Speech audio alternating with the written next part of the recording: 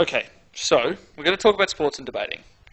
The first thing I'm going to deal with is some of the kind of major issues that come up when people try and do sports topics. And it's something that's kind of become something that I've realised quite a fair bit, even in a short time at the club.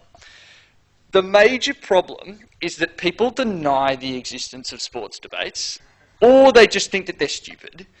Now, I think that a lot of that stems from the fact that a lot of people in debating don't know enough about sport and therefore deny their existence or their importance. You can't deny the fact that at the last 4 Australs, there has been a sports round.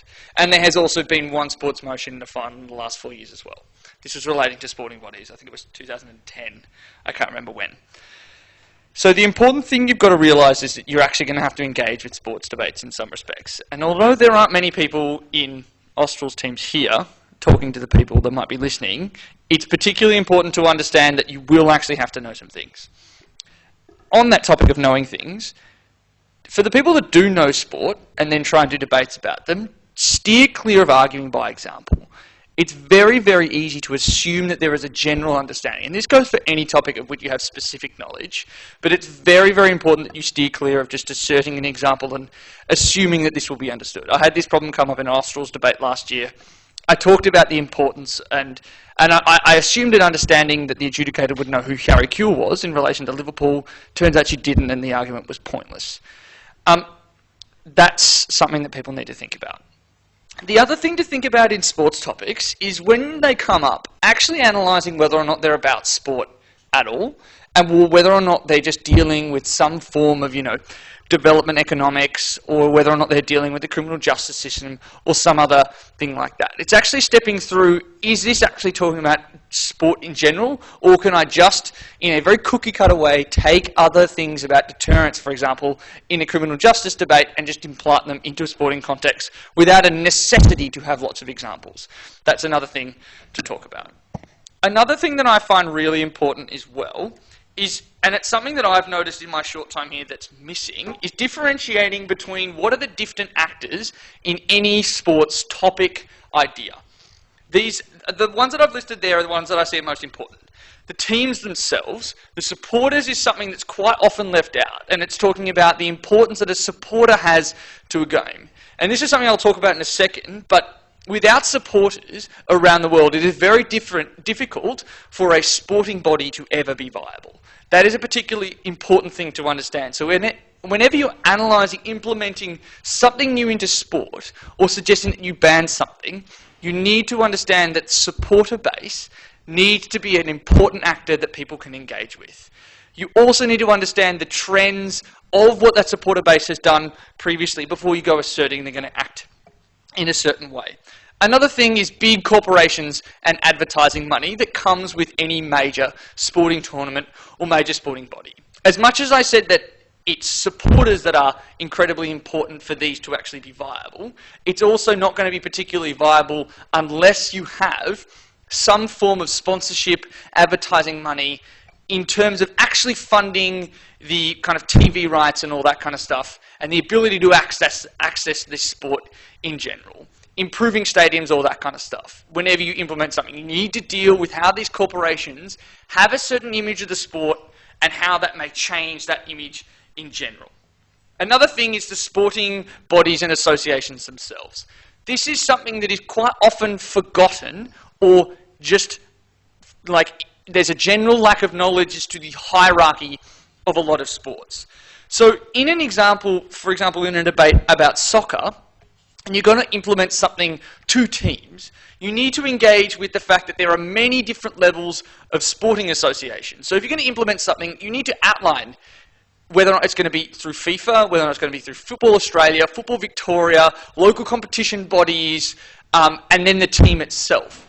If you don't, because of the fact that these are inherently different things, there are going to be different pressures on these things in general. You need to understand that for each level of the hierarchy in terms of sport you engage with, there's going to be different levels of analysis. You need to be particularly clear about saying what level of sporting association are we talking about here. Those are just some general things that I'm going to talk about. So after going through the topics and some just general stuff I've identified some of the things that I think are particularly important when it comes to debating in sport. So it's the irrationality and kind of a sporting identity that people get. There's wage caps, there's also foreign player caps, there's another thing I'll talk about there. Unions in sports, major sporting tournaments, development, so it's social and economic, via sport, and gender. I've also added in race in sport there as well. So, first thing to think about whenever you're doing a sports debate of any kind, or just generally understanding the way in which sports culture work, you need to think about why it is that people actually assign themselves to watching this sport in the first place. And there's a multitude of reasons. It can be the fact that they need some outlet for expression of athleticism, but they are not capable of doing it themselves, or whether or not it's part of a collective identity of a certain group of people that they must follow this sport in particular instances. You look at what happens in a lot of European contexts when it comes to support for soccer clubs, it's very much attached to their particularly local identity, and that it is just a rite of passage to follow this club to go along to matches. But you need to differentiate between the two there. Also, the fact that there are certain, like, a gang affiliations to sports clubs, there's certain clique affiliations to sports clubs. You need to understand there are differences between these things, and that there is a significant connection between your social standing and the sporting team that you follow. The other thing that I've got written up there is imagine communities. Now, this is a text, I can't remember exactly when it was written, but it relates to how fans of a sport genuinely see themselves. It talks about the fact that there are lots of stereotypes for different supporters, but that those stereotypes, this is just generally in terms of a group identity, the stereotypes that are talked about never actually exist as one specific person, but supporters imagine what they would be like. You look at this phenomenon particularly with, for example, the Collingwood supporter, whereby you just assume they're fat, they're lazy, they live off the dole, they have no teeth, and they swear a lot. Now, you may not actually see a lot of those people as, for example, you're not a Collingwood supporter. That's maybe what you see. You don't see that person in games, you just assume that person exists. And also, when you are a supporter of that club, that's not the same identity that you have for yourself there. Those are two things. That dichotomy between the two is something that I think people can think about. And this specific idea relates around what is it the identity people associate with sport. There is also the commercial identity that you get for associating yourself with a sporting club. You can buy into a lot of the social identity stuff I was just talking to. Some form of brand association is particularly important for these people. You look at what happened when Lotus, I think it was Lotus decided to fund Manchester United. They had a significant, their approval rating dropped from supporters that weren't from Manchester United because they had a negative association with that club in the first place. That's another thing to think about when you're thinking about why it is that people a company might buy into a sport. Not only because they might get people seeing their ads, but then they have some form of significant brand association. That is one thing. Another thing that I want to talk about here is whether or not people act rationally when they're in this big group and in terms of when they follow sport. I would say that sport engenders a response that isn't always entirely rational, whether socially, but particularly economically also. The example that I like to turn to here is if you look at Sweden, they have one of the lowest crime rates in the Western world. However, if you look at their rates of violence at sporting matches, it is one of the highest in Europe. Now, what does this suggest? It suggests that when people go along to a sporting event, when they go to sport, they don't always think about what is their most rational choice in terms of whether or not they're going to be deterred by, for example, criminal penalties, but whether or not they get caught up in a mob identity, whether or not they get caught up in this collective identity I just talked about, and they make decisions that aren't always the most rational thing. Also, the amount of money that is poured into sporting clubs from people from very low socioeconomic backgrounds, if you look particularly at soccer, it wouldn't always seem like the most rational choice to go along with that and to actually buy a membership or go along to a game. But given the social capital that you can get for associating yourself with a sport, that is something that inherently leads people to make sometimes these irrational choices about, for example, their economic status. So that is one thing that I think if you genuinely understand that, then you can move forward into more of the debating topics. So, one topic that I saw at Easter's... Yeah, Nathan? I just wanted to go back to the that's fine. Yeah. I was wondering, do you have any opinion on why, say, AFL rates of violence and hooliganism are so low in comparison to European soccer, or if that's a fair comparison, and what do you think the reason would be for that?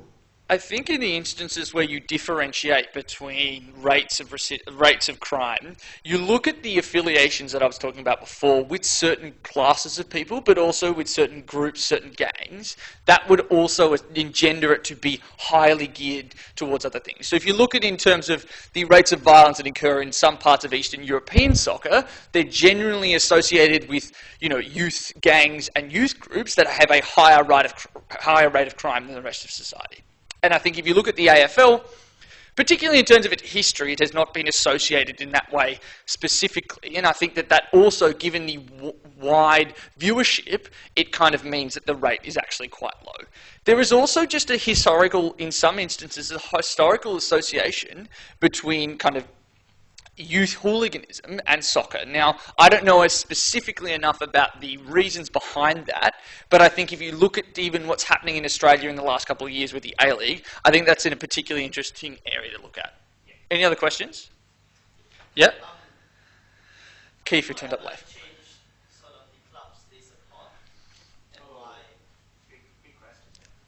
Okay, there's several levels in which this may or may not occur. And it depends on what kind of supporter you actually are. So if, for example, you take the supporter I talked about, where it's assigned to your community, then you are very unlikely to change because of the fact that there is a significant stigma for anything that is not your own and is not accepted as the correct way of doing things. That, I think, is in those instances, it's very unlikely that you ever change teams. And you just, that is specifically important with, soccer clubs in Europe, but also football clubs in the US. Then if you look at kind of the casual supporter of the state, from the state in where that competition is coming from, then it's not wholly unlikely to say that they may change teams, but it's not particularly prevalent for people to change teams. Where people most often change teams is when they support a particular player.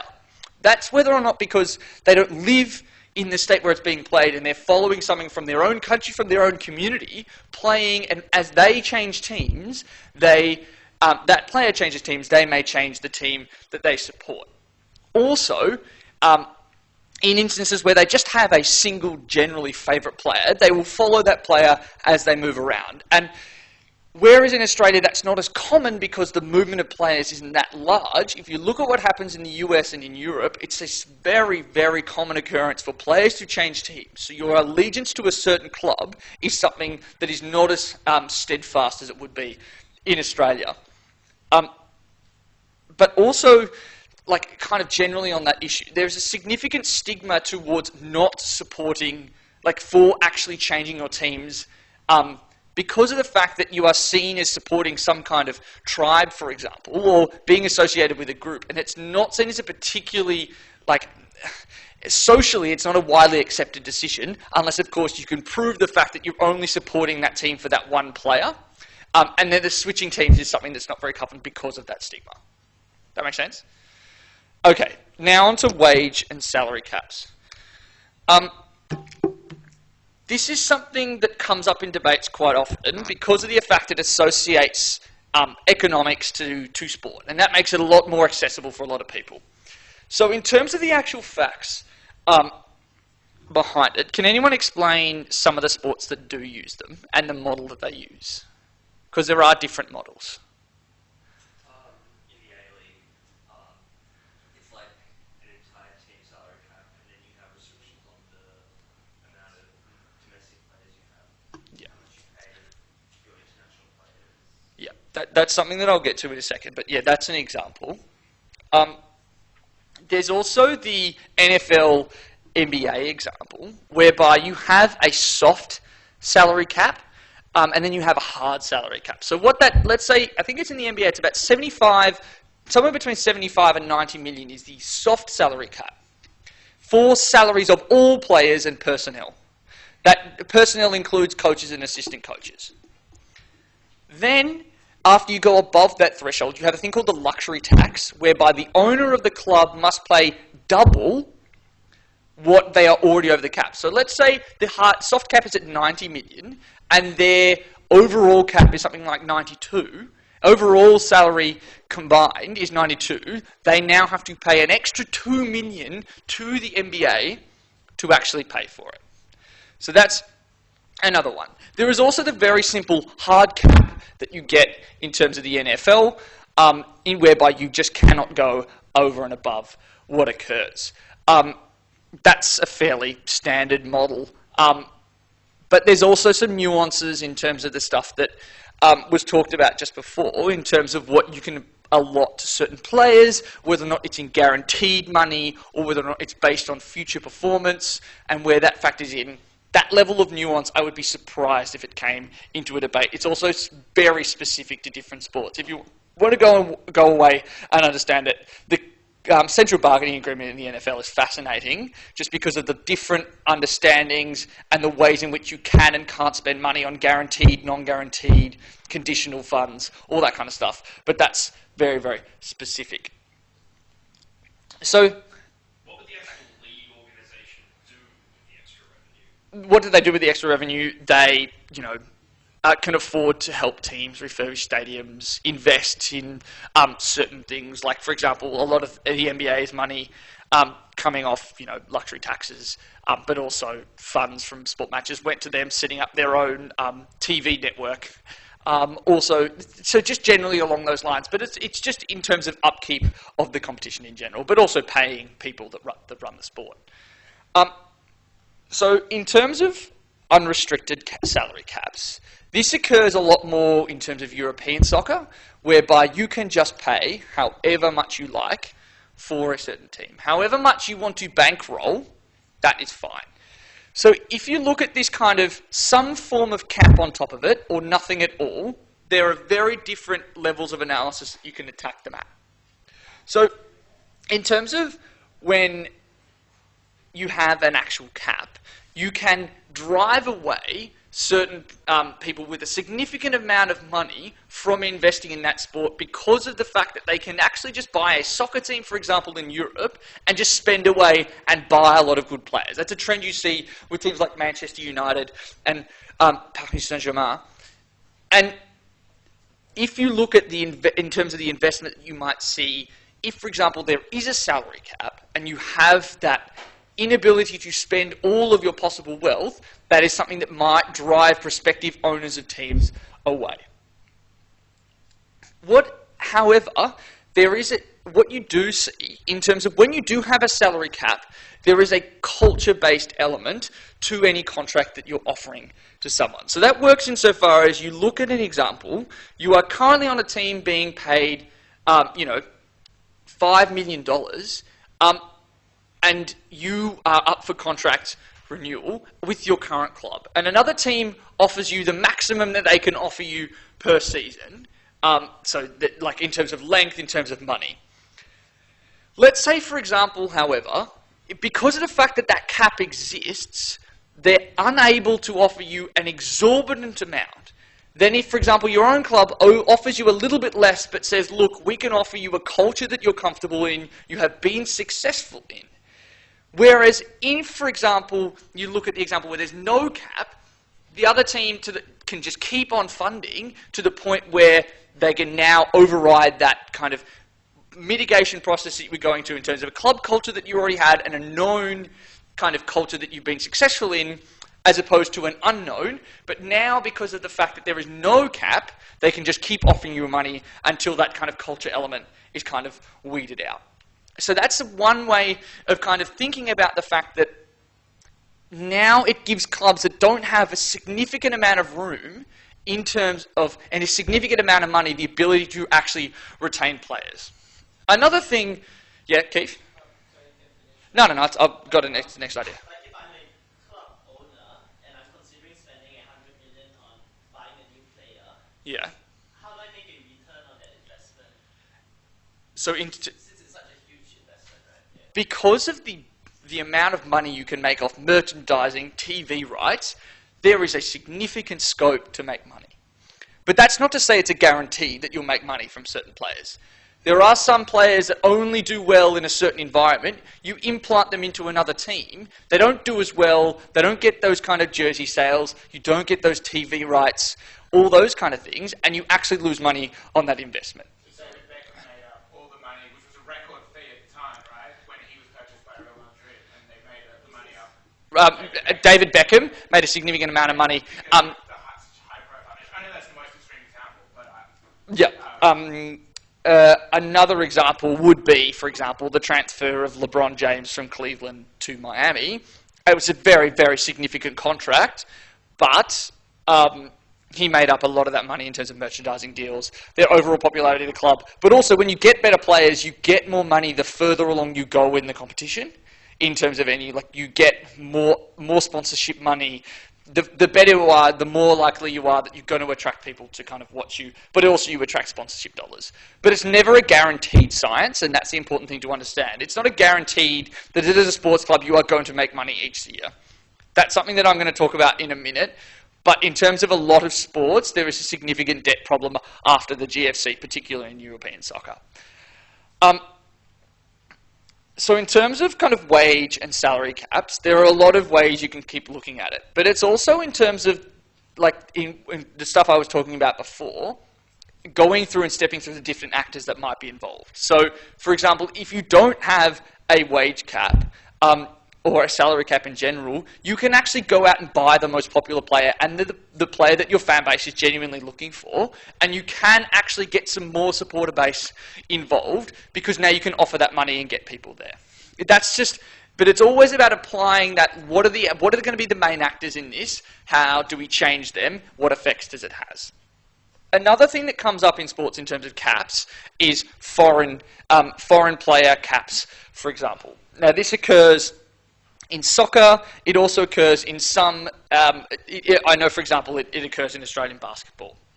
There are several reasons why you might do this, but the main reason is you are trying to develop local talent. Now, the way in which you look at this is whether or not an association institute this depends on what their ultimate goal is. In the A-League, for example, the A-League is a subsidiary of Football Australia, meaning that if the A-League has this cap on foreign players and you have more Australians involved who are getting better, then you increase the talent in the Australian national squad, which is also under the responsibility of the of Football Australia, and that brings with it a very significant prestige and money involved as well. That will then later flow down to the A-League in general also. The different thing is when the sporting body does not have a connection specifically with the national team, then what's their incentive to increase, to have these caps on foreign players coming along? Because the reason you have them is you're saying that foreign players are better than ours, and they're taking up sports in our sports clubs, and that's a culture that we need to change. That's very, very specific, but if you look at Australian basketball, that's something that's definitely been tried to be implemented and has worked to an extent, but the process you have to go through in terms of legitimizing that is, what about the money that we will lose from not having sports people that are as electrifying, that are as good, generally raising the level of the competition that goes on? And the money that could be made from that by getting people that don't watch Australian basketball looking at this American player that can jump, has a 40-inch vertical and can jump 10 meters above the ring and have some amazing dunks. You might actually get those people coming on board. So it's whether or not you want to develop that talent, or you want to get that extra money there. And both arguments can be made, and they've been applied in different contexts. Does the EPL and the Football Association have similar ownership structure to the I'm not 100% sure, to be honest. As far as I'm aware, that doesn't occur, but there's no caps in the EPL. So that's something to think about. Okay, I've spoken far too long. Debate on caps in the EPL. Yeah, that's something. Okay, in terms of what happens in unions, there's a very, very interesting debate going on at the moment in the US about whether or not unpaid college players should be allowed to unionize. So in terms of union debates, it's fairly standard in terms of what are the things, like in terms of analysing any union debates, but why do they need to happen? What kind of asymmetry of knowledge occurs? Why is it that they need protection in numbers? So, if, for example, you look at what happens with sport, it's specifically related to safety concerns and central bargaining agreements. In terms of safety concern, there's also a significant debate going on in terms of the NFL at the moment, with a large amount of ex-players leaving with significant injuries related to concussion problems during their time playing. And the NFL Players Association now is launching a big campaign to hold the NFL accountable for the injuries that they induced as a result of their conduct and not providing sufficient knowledge to these players as to whether or not they may get these injuries in general. The safety of players is also something that happens in a lot of kind of contact sports. You look, the same thing is happening to a lesser extent in terms of Australian football and rugby. But in terms of the union movement, it's specific to analyse whether or not these are particularly good at getting the change required to alleviate some of these safety concerns, and whether or not that can happen. In terms of, there's also the necessity for them because of the power that major sporting bodies have to change the rules to possibly get more people going along, but to not give the best quality of the game for the people actually playing it, but also having a safe game for the people that are playing it. That's another thing you need to think about as the reasons why you may or may not get rid of sporting unions. The other thing, and this is something that comes up fairly frequently in terms of the US, whereby they have central bargaining agreements relating to the stuff I was talking about earlier, wage caps, salary caps, guaranteed money, all that kind of stuff, and things that they can be afforded. But when they kind of rotate through a cycle about every 5 to 7 years, they renew it. The standard form thing to do is both sides don't agree, the players refuse to play, and then you have to have a very, very dangerous process where no sport is played, there is a lot of argument going on, a lot of mudslinging that goes on in terms of ensuring that one team comes to the table. The very important thing to think about here is what does that do in terms of fans and advertising dollars when that happens to a sport? That mudslinging is very, very bad, and you look at the money that was lost for the NFL, the NHL, when they had boycotts for periods of several months because of these disagreements over central bargaining agreements that affected not only the clubs themselves, but also the players in terms of the money that they were being given and the facilities that they could get because of the fact that there was lower revenue for these teams. This is something that kind of is very important to think about. Another thing to think about in terms of unions at sport levels is the role that the fans and fan support has for that asymmetry of power that occurs when you have unions elsewhere. So, for example, you are, like, in instances where there is a star player saying, I want to renew my contract, I want to change my contract, because of the way in which sport genuinely gives more money to people that have the merit and warrant it, it's very different in instances whereby you work for a shitty job and they can just say, well, I'm just going to replace you with the next person because they can do just as good a job as you. Because of the rules that work for major sporting organisations, that's particularly difficult to do, to say we're just going to replace you very easily, given the very, very specific skills required and the few amount of people that can actually do that. But also in terms of the role that the fans play, in saying, I am X-star player, you will change my contract, otherwise I will leave and I will take all my supporters with me. You look at the power that that can have in terms of a bargaining process you can actually argue whether or not the unions are 100% necessary for these major sports stars because of the power that they have and how it is actually a significantly more equal process going on. In terms of the debate about college and unpaid teams, I doubt this will ever come up as a debate. Knowing the people that set topics, they will not care about this in the slightest. But it's something that if you guys are interested, definitely go look up. It's between the National College Athletics Association and a bunch of players from one university, Northwestern University in Illinois, about whether or not they can unionise to get the things that I was talking about in terms of safety concerns, but also there's a significant debate that goes on with the NCAA in terms of, academic requirements, whether or not they're actually being given a good quality of education because they're just told, you will go and play sport, you will not sit here, we'll give you a scholarship to come and study here, but you do not have any time to study, you will spend all your time practicing.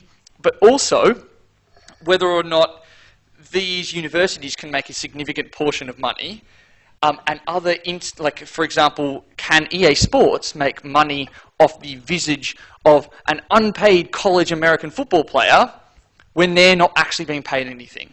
The countersign to that is, well, they're being given a scholarship, it costs a lot of money, but are they actually going to get anything out of that scholarship, or do they not actually get the full extent of that education that the university is saying that they're getting? The example is very recently at, I think it was NC State, a copy of a football player's assignment, it was a 100% exam, and it was a paragraph on Rosa Parks, and they got an A-. It was 100% of a unit, and they wrote a paragraph on it, and might I add, it was a pretty shit paragraph too. That is the interesting debate that's going on. I would love for this debate to actually happen in debating, because it's very, very interesting. I asked the LT this at that debate. Or, like, they should be paid. They will be, especially if they do a whole sport round of Australs. If they do a whole sport round of Australs, you guys are at an advantage. I think it's fascinating, but we're going to have to move on because I don't have much time. Yep. For the school unpaid unions, Yep. how do they finance if they're unpaid, if the players are unpaid? That's the question you ask as well. Because in terms of, it's a very, very fledgling thing. Like there was recently a judge's approval of Northwestern players to be able to unionise, but there's significant traction in terms of heads of universities, athletic directors, the NCAA saying, no, we don't want this shit to go on. There's a very, very interesting debate going on because there's two very well-defined sides, but there's a lot of arguments either way. There's a lot of questions to go. Okay, major sporting tournaments. Okay, we have 20 minutes. How many more? Yeah, okay, we can do that. Okay, major sporting tournaments. This is something that's very topical, and it was something that I would envisage coming up if there was a sports round at Australs. There is a lot of problems in terms of the running of major sports tournaments at the moment. So you look at what's happening with the World Cup in Brazil, there is significant issues in terms of security, rights of workers, deaths of workers, whether or not it's legitimate for the Brazilian government to roll along police tanks into the favelas and say, fuck off, we need to be able to actually have some Western tourists stay here, you don't get any rights to your home anymore. And the same thing is happening with Brazil for the Olympics, but also similar issues have occurred in Sochi, but also another very interesting example, and one where there's a lot of analysis on it because it's a few years past is the World Cup in 2010 in South Africa. There's a lot of particularly there's very, very interesting issues. The thing you need to analyse here is the reasons why a nation may bid for this in the first place, because there are a lot of issues that we have seen a current trend towards doing. They also cost a fuck ton, and you've got to be able to prove that you will actually be able to pay that back. And if I suggest you go away and find out how many of these major sporting tournaments have actually made a profit. There are not a lot of these tournaments that do this, but also whether or not you can kind of measure the profit that they make, because you can create a brand around your country for the quality of sporting tournament that you put on. Those are some very important things to think about. There is a lot of issues I suggest you go looking away. In terms of what's happening with impoverished populations in Brazil, what happened before and after the South African World Cup in terms of people saying, look, we were able to drop the crime rate 80% while the tourists were here, why the fuck can't we do that now? This is fairly unjust given that we don't get to see the benefits of that after they've left. There's a lot of things to look at here. I would suggest you just go away and just genuinely look at the coverage and stuff that's happened. There's a fairly good documentary on South Africa. I'll be willing to show that to you if you want to come and find me. The questions you've got to ask in terms of, there's a debate that goes around is, should we ban developing nations from having them? You need to think about whether or not the issues that I talked about, labour movements, the management of the tournament, whether or not you can create a positive brand, or whether or not the Western media is going to trash you for all the things that's happening, particularly with Brazil, whether or not they're endemic to developing nations, they're endemic to these sporting tournaments themselves, or whether or not they can actually develop some good things, and whether or not the jobs you can create, the brand association, the tourism money that you can create. There's a very interesting paper about whether or not the South African World Cup actually generated more wealthy people, wealthy tourists actually coming to South Africa. Evidence would suggest that they didn't, but that's something definitely to think about if that debate ever comes up. Those are the important things. I genuinely lead towards the side of they aren't particularly good for development because of the fact that on a very regular basis, developing nations tend to fuck them up, ultimately screwing over their economy, but also not sending a very good message for their people. When you do this debate, you also need to think about what social value can you get out of putting a big push into international sport.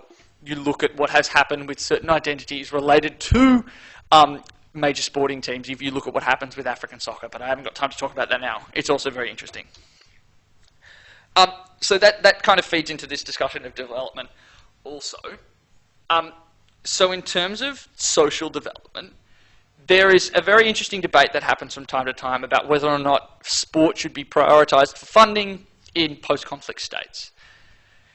The thing you need to analyse here is whether or not these post-conflict states are in fact able of some form of interaction between the two rival parties that have gone on.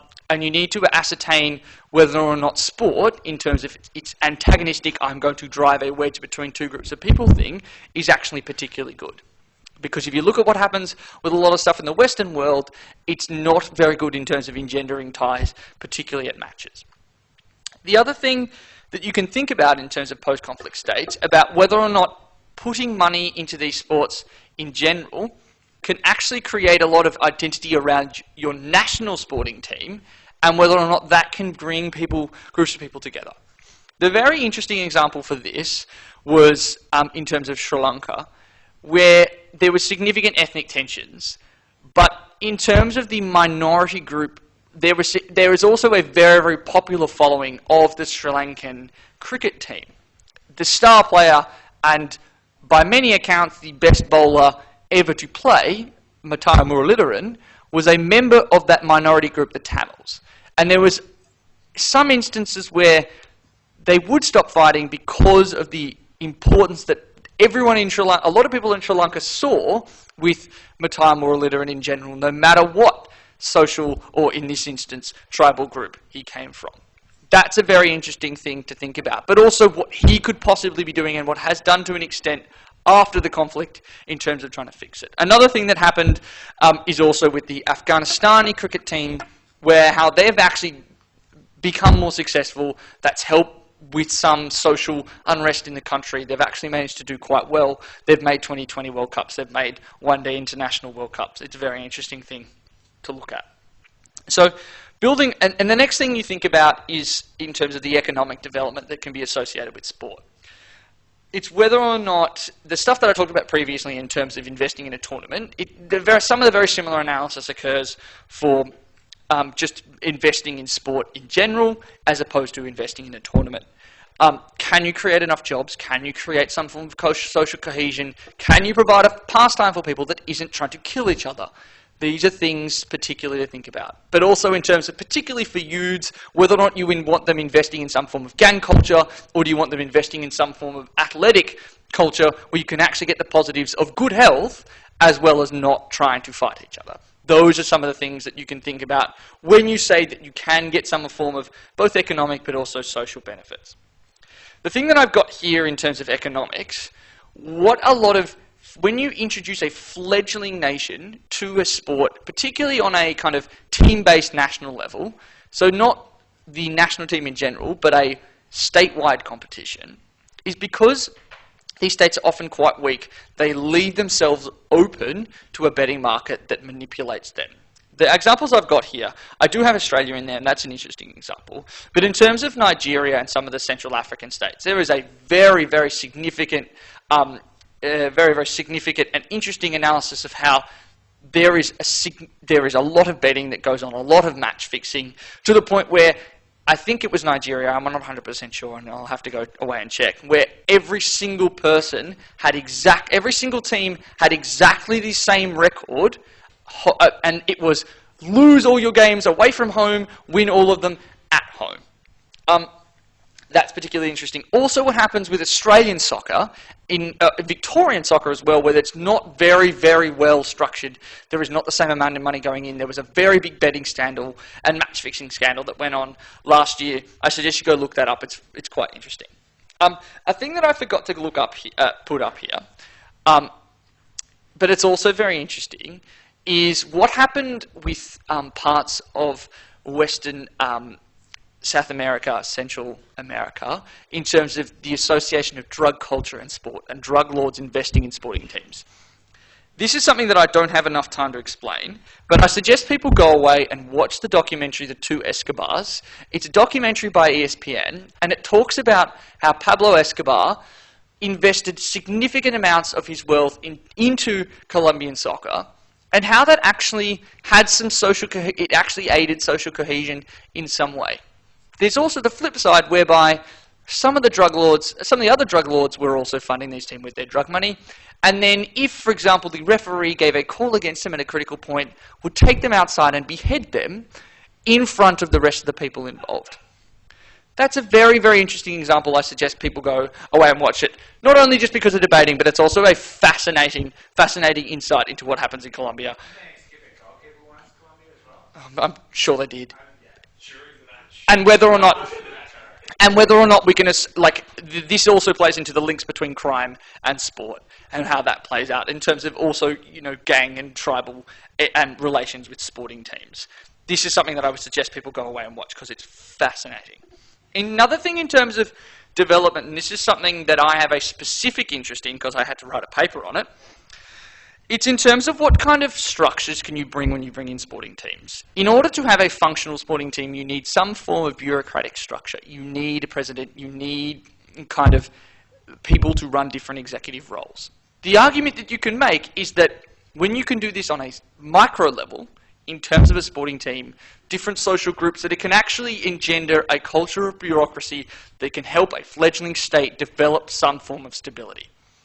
Now, there is a very specific example for this, and this is West Indian soccer. Well, not West Indian soccer, West Indian cricket in the late 19th century.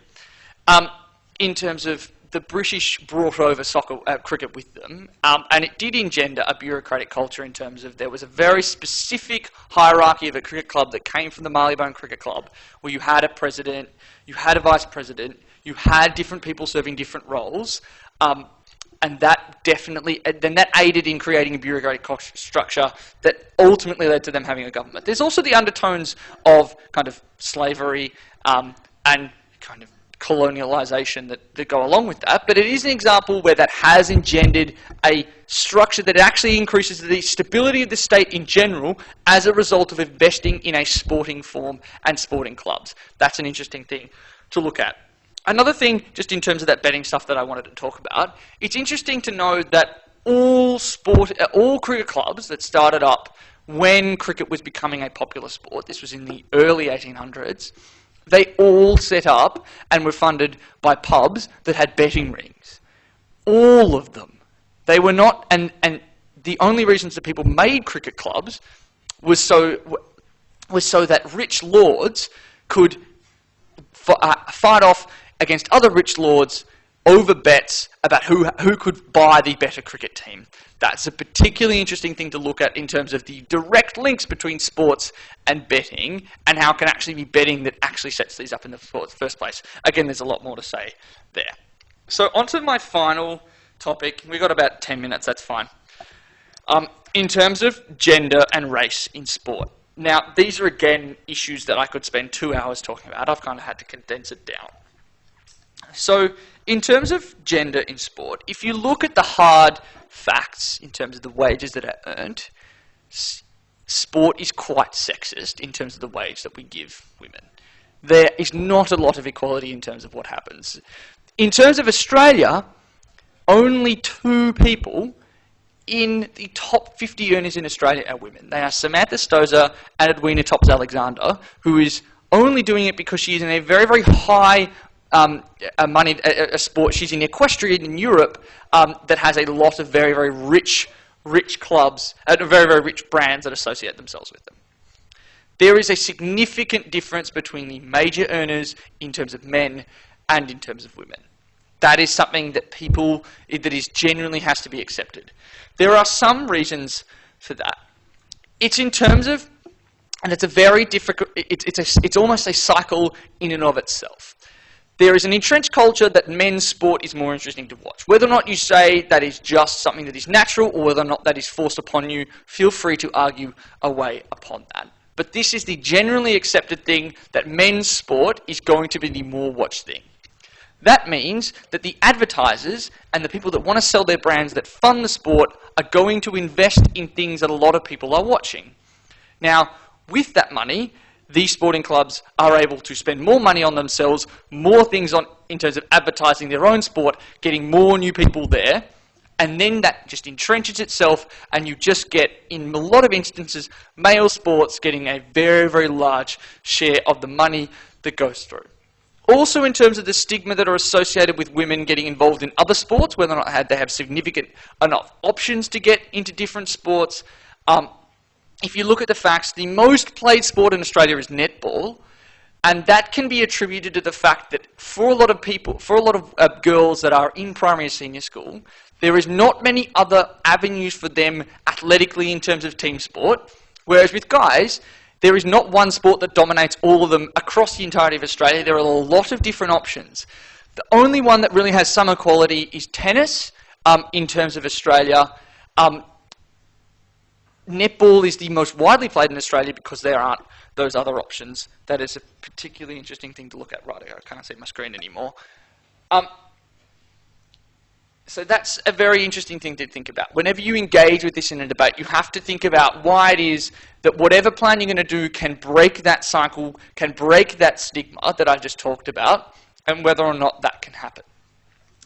Another issue that comes up from time to time, and is why it is a couple of issues. Why it is that women can't have their own sporting leagues. Why it is that women can't get involved in men's sporting leagues if they can consent to it. Whether or not it should be the sporting body themselves that says you are more likely to get hurt. We don't want you here. All that kind of stuff. The culture involved. There's a lot of debate about that.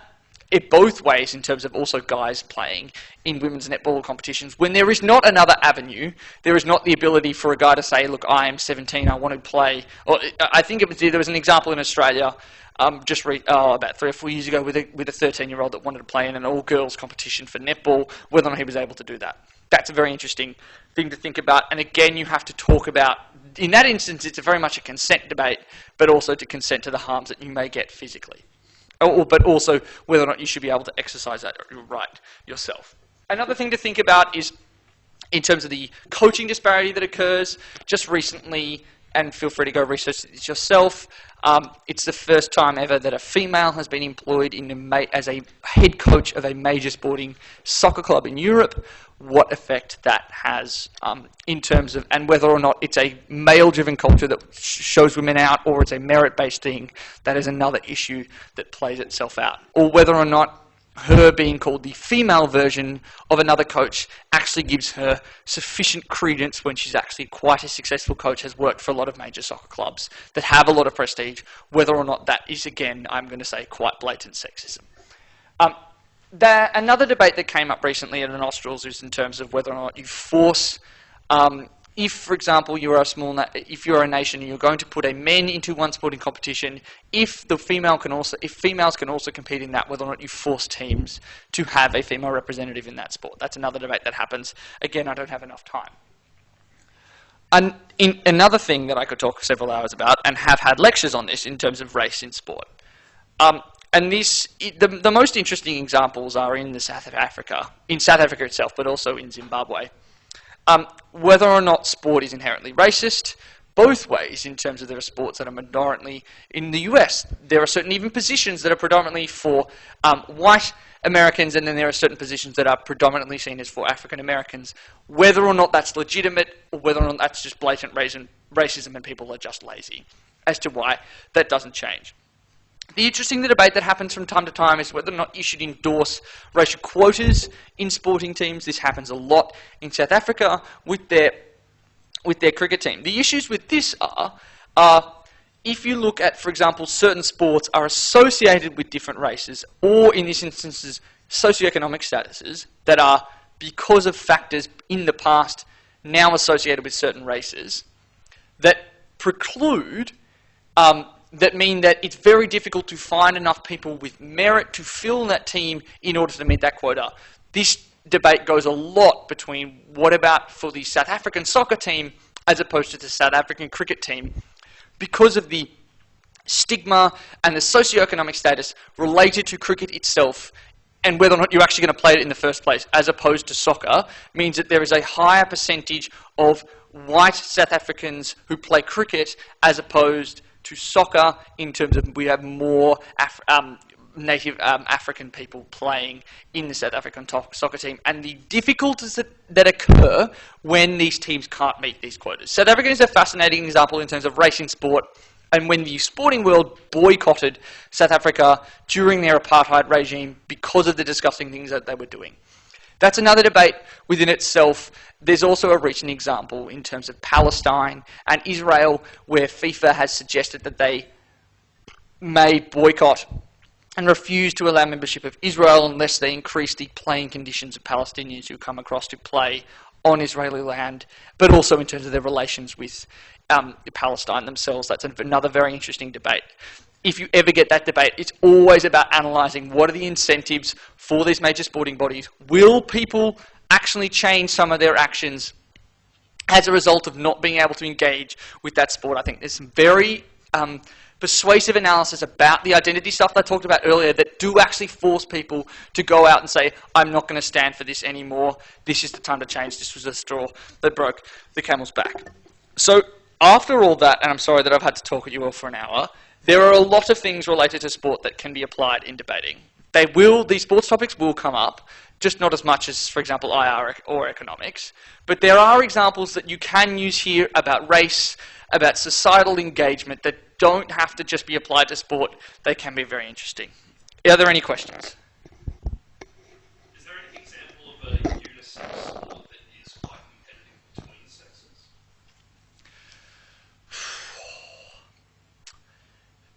Not particularly. In terms of the most popular sport for women's sport that people watch across the world, globally it's tennis, but even then there are disparities in the amount of money.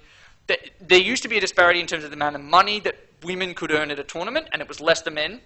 Now it is equal. The debate now goes on because of the fact that women in major tournaments, they only play 3 sets as opposed to the men have to play maximum 5 sets, whether or not it's legitimate for these men to be being given less prize money, but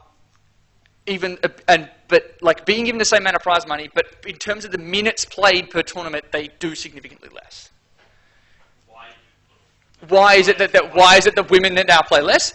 That is unsure. It is unclear as to whether or not, when this is another decision made by a union in terms of the Women's Tennis Players Association, whether or not they consented to the decision to say, no, we only want to play 3 sets in major tournaments, or whether or not we actually want to play 5. There are a lot of arguments out there that say that women are very much capable of playing 5 sets, and that would close it up in general, but whether or not you can actually legitimise that difference in competition. It would be difficult to move, whilst I think that they should play 5 sets, but it would be difficult to move to a 5-set system where you have professional athletes that have trained over the course of a career to a 3-set game, and would have to significantly change their... Well, whether or not it would actually be a significant change to their training regime, and whether or not that would alleviate a lot of the concerns that occur. Again, this is another debate that goes on. It's a very, very interesting one. Yeah. Any other questions? I have said a lot of things and not substantiated all of them. Well, you've done a good job of covering the field, a useful forum or newsletter or something that you use to keep up? Or more Docker, because I'm always interested. In terms of keeping up with sport, it's particularly difficult in terms of keeping up with what the key issues are.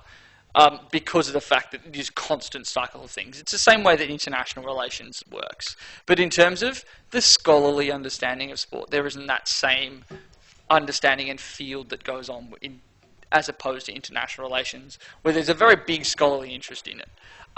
In terms of keeping up with key examples, if, for example, you can just go to any major news sites. There are certain news sites that are better in terms of covering it. But if you do see it in your general understanding, or you just see it in your general news browsing, it would suggest that it's quite an important issue. The ones that I would suggest going away and looking at, and they're constantly updated, and if you're ever bored, is to look up the state of what's happening with central bargaining agreements, what's happening in terms of sports going bankrupt. And that's something that I didn't get to touch on, was the what happens when major sporting clubs, in particularly Spain, are operating at a significant loss and can't afford to continue doing what they're doing, but are still funded by the government to keep going, and why it is that they might do that. That's another very interesting topic to go away and look at. And these are things that constantly update. And you can go look through it and you'll see that there are a lot of examples as to where it's going. In terms of one site, I haven't managed to find one. I just follow far too many of them and waste far too much of my time following this stuff. Going back to the US college sports system, Yeah. and I guess whether it's a good system or it seems to me as though that there's also playing out in that debate is that there's a serious concern in a country that has such a large history of racism and slavery that it does, when you have sports that are largely played by black athletes that aren't getting paid anything, and that white executives are deriving all this money from, and Yeah, that's something that also comes into it. I think that the major debate in terms of college sports and race is particularly related to around the stigma around certain positions that occur, particularly in basketball and football, around a white person playing, for example, a certain position and being derided for that, or having certain connotations around that because of the fact that they are white. So, for example, you look at what, for example, the stigma around white men in basketball and being called, unathletic, making the best of their skills, when, for example, a certain player in the NBA has been voted twice as the person making the most out of the least, which implies that they're not particularly athletic, however, they still dominate, but also have one of the highest verticals that occur, a very, very long wingspan, very, very large hand size, very, very athletic, but there's a stigma around them, the fact that they are white, they're seen as less athletic. And the same thing occurs for quarterbacks in the NFL, where black quarterbacks are seen as people that don't follow a playbook as well, make things up on the fly, when that is, in a lot of examples, just complete crock, and there is a lot of stigma related to that. And the same thing occurs in Australia in terms of Australian Aboriginals in football. They're small forwards. I have a very, very strong opinion on this issue. Come get me another time. If I start now, I won't stop. we can talk about it. Yeah. If there's no other questions, thank you very much, everyone.